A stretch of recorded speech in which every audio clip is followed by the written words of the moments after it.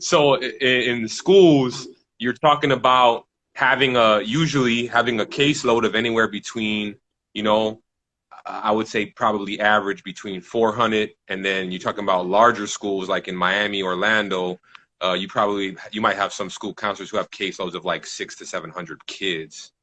So, which is crazy, right? So, first and foremost, uh, before any of that is even like, as far as like pointing out the signs and trying to figure out kids coming from backgrounds like that.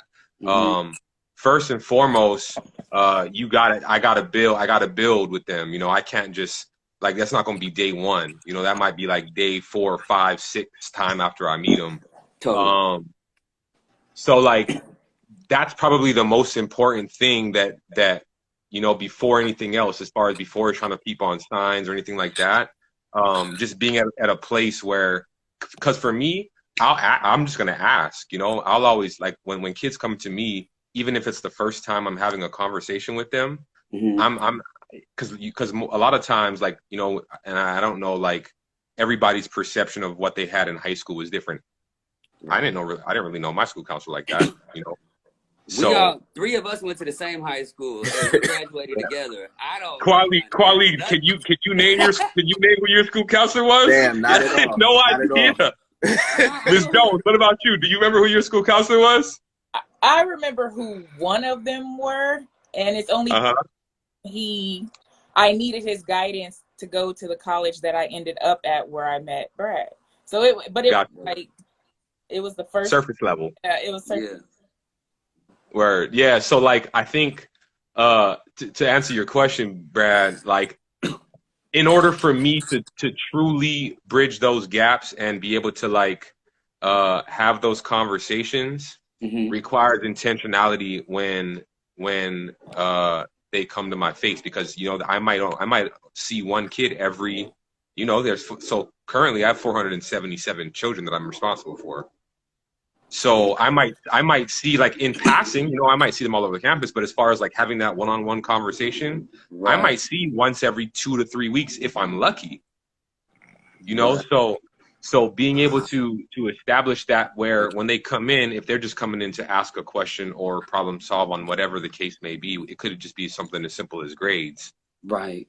I'm gonna ask you questions about your life, because Got to.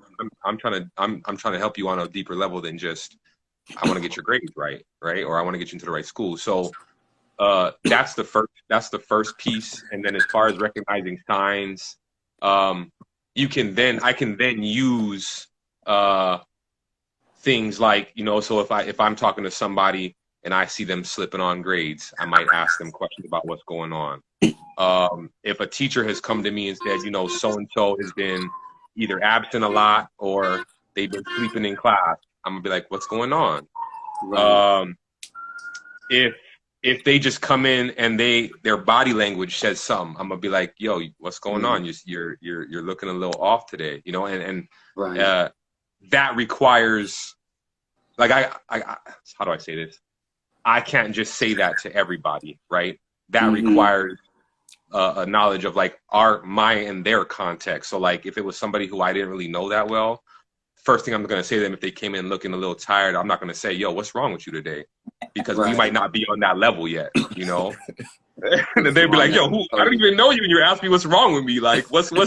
what's that about? You Right. know what I mean? So Yeah. so depending on the student's relationship and my relationship with each other, um, and all that, I think that is kind of like the gauge on, how I can, like, the depth of the questions that I can ask. But no, like, going back to your original question, I'll just ask, because I don't ever want to assume. I never want to Yeah. assume that they're coming from a certain place. So I'll ask, like, who you live at home with.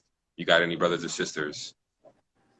That's kind of like my standard question. Is just like, who's the best person to call if I have to call somebody? Who do you live with? That way, if they want to share, cool. Sometimes they'll share with me. Sometimes they'll be like, but usually, just based on the role, the role comes with its like, kids are coming to that role. If they're coming to see me, like, the There's role a comes with, reason.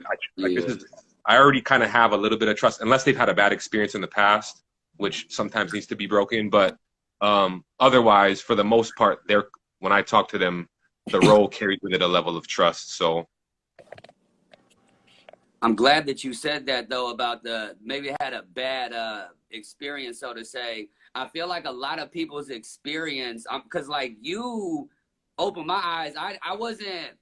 It's not like I was like ignorant to like a school guidance counselor, but if you ask me more than like 2 or 3 things that they do, I probably wouldn't be able to list them. So I think for a lot of people, it may just be like the intimidation factor of, oh, I don't need to see a therapist because this is what a therapist does. I don't need to see a counselor because this is what a counselor does. So this gonna take me into to the next topic, the support system.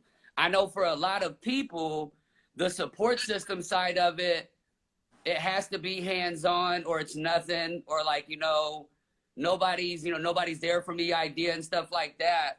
So Jonesy, I'll start with you. As a therapist, do you, and not trying to like breach like your confidential, like what you can and can't talk about, but like, is there like a level of like you receive a lot of clients that maybe like they're there for the wrong reasons, or maybe, you know what I mean? Like things like that. Like, are they seeking help that you really can't give them?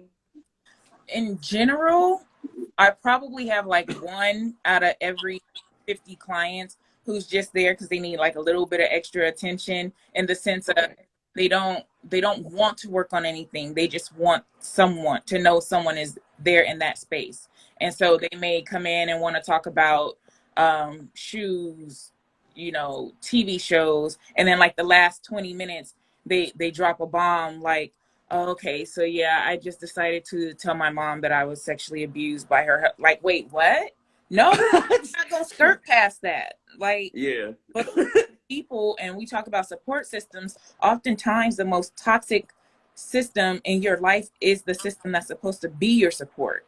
Especially when we get into like this generation of toxic mothering, toxic parenting, fatherism. When we talk about support systems, those are the systems that teach you how valuable you are, how important you are, how amazing you are, why you were created. And when systems of support are ruptured, then you go through life repeating those dynamics to reconcile that it wasn't caused the rupture. And so when you say like support, it's huge. It's huge. That's why self-care is self-love, and it's tied to your support system. How are you taking care of the kind of support system that you need? Because everybody in your current system may not be on your side. And it's like when you know people aren't you, but those are Mhm. who you have. And so you have to switch yourself or change yourself. And then who you are is in conflict with who you want to be or be.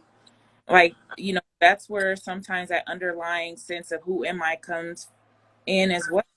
And you're trying Identity. to juggle who you think you are or want to be. And it's just like the identity is impacted. And the support system really contributes to that, at least from, my theoretical clinical perspective lens. Right. Okay. So Kwali, I know and both y'all are parents, so not to try to separate y'all. How old's your son? He's 6. Okay, 6. Okay. I know my nephew, he's a little bit older. My nephew was about 7 or 8, and he came home using a word for not doing his homework, and that word was anxiety. And I'm trying to understand how a 7 or 8-year-old understood I don't know. You know what I mean? Yeah. But it led me to believe, because I know how my sister is. So when you talk about things that rub off on children and things like that, how often do you might see some things like that? Like, yo, your mom's kind of ill. Like, maybe you shouldn't do or say those things. Like, do you have a lot of disconnect like that with your son communication wise? I mean, luckily for me, I get to see him pretty often because like we're in close proximity. We live in me and her live in the same town. So it's cool. So like usually there's not like too many times where it's just like he's doing something wild and I'm like, yo, fam, where did this come from? Like, Right. yeah, so and she keeps me really like up to date with what's going on at home as well. So so far at age 6, I haven't had too much personal experience with like a big disconnect on anything like that. I'm imagining that as we get further along with school and all of that, then that's probably where that's probably where some of that is going to come in. But yeah, I think right now we have a pretty good connection and good communication between all parties and everything. So it's cool. I know your son is cause his mom is what, Samoan, Hawaiian? She's Hawaiian, Chinese, Filipino, Native American. I'm gonna be forgetting a few of these things. So right. Well, yeah, no, when I look at your son, I see a lot of, that's why I wasn't sure exactly what she was. But I know Jonesy was touching on identity a little bit. So obviously at 6 you haven't experienced much. You know what I'm saying? Like, is that something, does that cause any anxiety, or like how do you feel about navigating that? Easier in Hawaii, you know what I'm saying? But maybe for like the rest of the world, you know what I'm saying, his identity, because it was ill for me. Like a lot of our Hawaiian and Samoan friends, like they get to like Montana or somewhere and they was Mexican or something else. You know what I mean? Like everybody ain't seen all that other stuff. So how do you feel about the identity? Like you know, try to install in him anything? So yeah, here is definitely I think with as far as like his local side and like all of that going on, is definitely an advantage being here in Hawaii, because like all he has to do is like basically look around and you know, be able to get in touch with that culture. As far as you know, his black side, black culture, there's me, and then I can bring him around my family. And so like as far as him knowing what he is and feeling love from both sides and being you know, proud of everything that he is, I feel like we have a strong enough you know, system here in Hawaii with him, you know, growing up here. I don't really feel too much anxiety looking forward. So for just thinking about all of that, I think he's gonna understand that, you know, to be proud of everything that he is, and that, you know, he's got love from his family, and you know, to hold it down. And you know, if you know, got a problem, he got mad cousins over here. You know, Right. we can do what we do. Nah, but That's the Hawaii way. I mean,